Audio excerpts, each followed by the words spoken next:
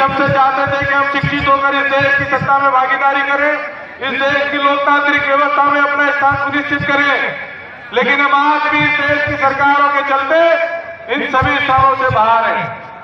सर्वप्रथम इस देश के वंचित वर्ग को, जो इस देश में आरक्षण का लाभ उठाते हैं, वो एसटी, एससी, ओबीसी, अल्पसंख्यक समाज से हो या सामान्य वर्ग से ही ईडब्ल्यूएस के आरक्षण का लाभ उठाते हो, उन तमाम आरक्षित वर्ग के लोगों से ये कहना चाहता हूं कि बाबा साहब अम्बेडकर की पहली बात को हमको कभी नहीं भूलना चाहिए।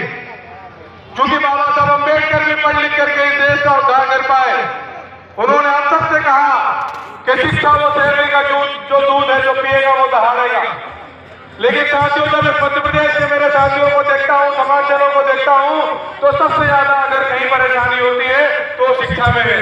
मैं हमेशा अपनी बातों में शिक्षा की बात इसलिए कहता हूँ कि शिक्षा ही वो दूध है, शेरनी का दूध है, जिससे हम दहाड़ सकते हैं। और ये समाज जो सामने बैठा हुआ है, ये शिक्षा से ही वंचित है।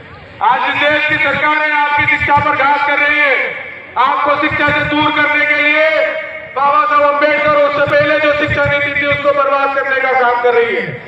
साथियों, हम सबको इस बात को ध्यान रखना है। अपनी